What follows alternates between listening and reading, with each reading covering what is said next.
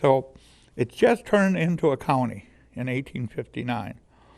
So the war breaks out, and 13 guys go off to the war from this area.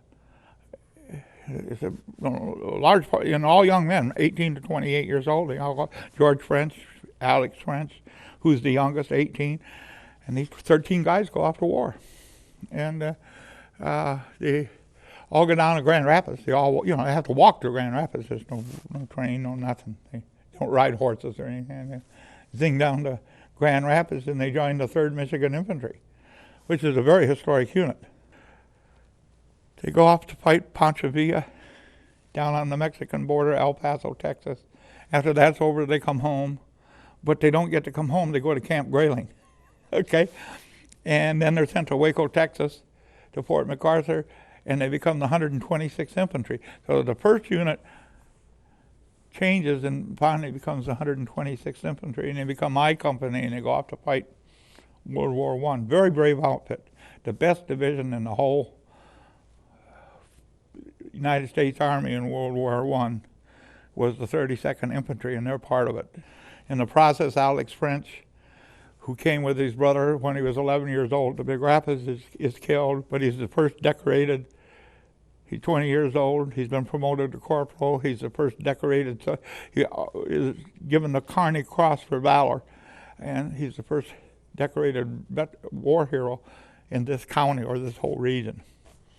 During World War II, Mecosta County had one of the most unique honor rolls for people serving in the American military in World War II.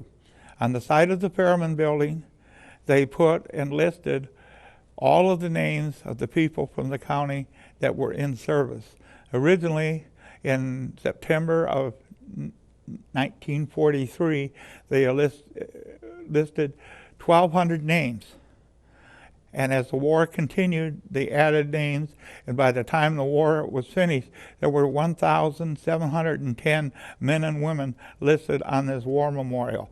And it was probably the only war memorial in the entire state that listed everybody from the area that was serving. Men left Company E. I will never forget the day when the Company E left town.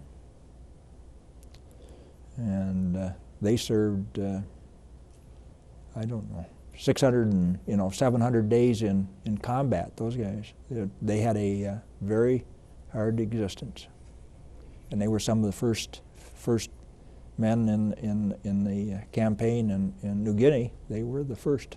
The war memorial at the courthouse at Stewart and Elm is the most unique war memorial in the entire state of Michigan. This war memorial lists all of the men who were killed in action, starting in the Civil War, Spanish-American War, World War I, World War II, the Korean War, and the Vietnam War. There are some 200 names on this memorial.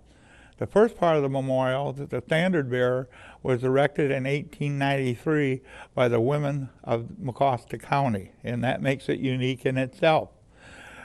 In 1954, the citizens of the county put in a war memorial that did World War I, World War II, and the Korean War. The Vietnam War was added. And in 2004, we raised some money, and we put in a panel that the Civil War and the Spanish-American War. And collectively, again, our all-war memorial is the most unique in the entire state.